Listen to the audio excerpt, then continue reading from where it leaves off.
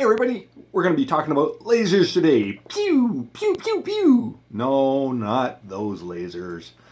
Not quite Star Wars, but these lasers. Laser levels. We're going to find out what's better, green or red. Talk to you in a bit. Oh, son of a nutcracker.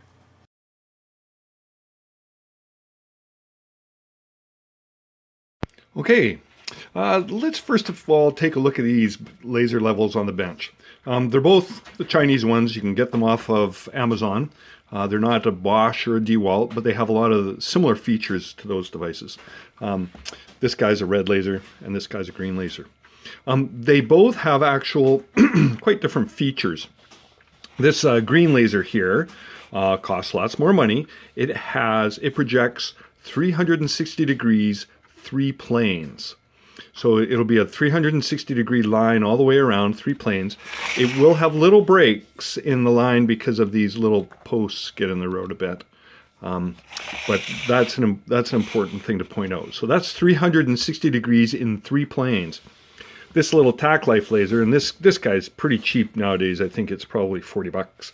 It just projects a crosshair. So 2 lines, no 360 degrees. The lines are 8 to 16 feet long, depending upon, the amount of ambient light and whatnot like that. So that is an important feature. This 360 degrees or not is another thing. Another one that both of them have, they are self-leveling. Don't even think of getting any kind of laser unless it's self-leveling. I don't even know if they make them anymore. So maybe I shouldn't even be saying that. But yeah.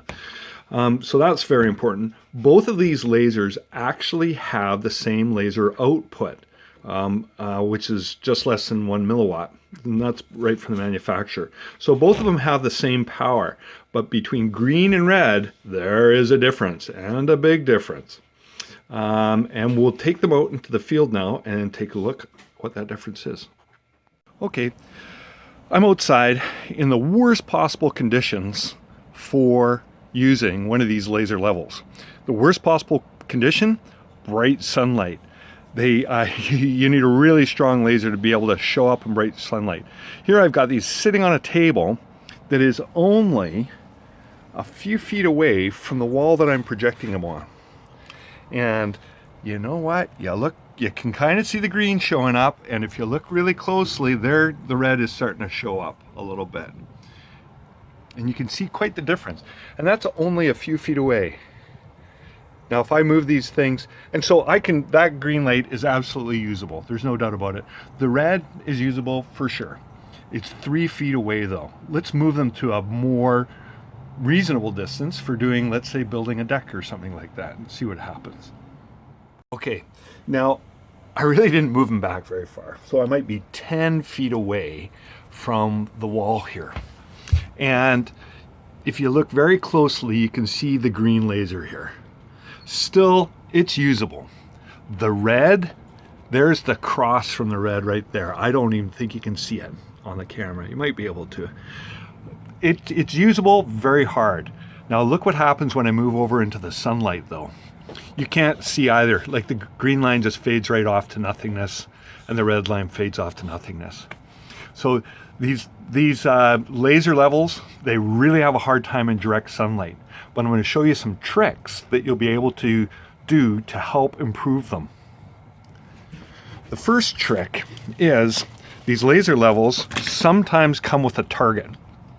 And the target is a colored piece like this. And this, what it'll do is this is for the red laser. What it'll do, it has a little reflective foil on the back. And then it's red, and it only allows red light through. So it'll help to improve that laser level. And you can see there right away, the laser line is showing up for the red. And so those targets are quite useful. Even in the sun, yeah, you can kind of see it in the sun. Let's try over here. You can kind of see that. So even in the sun, these targets help a lot. Let's take a look at the green target. Oh, and I have it in the bag. Oh, just a sec here. Here's the green target. Oh, absolutely, we can see that show up quite nicely right away. Let's check it out in the sunshine. Yeah, Even in the sunshine, you can see it. Let's see if we can pick it up on the camera there. Yeah, it might start to show up now. Yeah, so those targets are very handy. Now, if you do happen to have a red one, there is another option you can do. I'll show you that one here in a sec. So for the red laser, it was so poorly showing up outdoors, even on cloudy days. I also bought a pair of red glasses. And so these filter out all light except for red, and they help me to see the red signal. So you just slip these on and they can work. So I tried using them with the camera. I don't think it's going to show up, but I'll give it a shot anyways. So let's see if, yeah, I can't see it from a monitor. Maybe it might show up a bit better, but that's an option. So the combination of using the red deflector or the red panel plus red glasses might help you get away. If you already own a red laser, those might help you to improve seeing it. But there is no doubt that green is much better than red for working with it. Also, if you can buy a more powerful one, all the power to you, you know? More power is a good thing. Anyways, don't forget to subscribe over here on the subscribe button. And make sure you reply your comments. I'm very interested to hear what your experience is with these lasers and what you find are good features or bad features about them and things like that. So definitely put your comments in below. I'll be looking and responding. Thanks.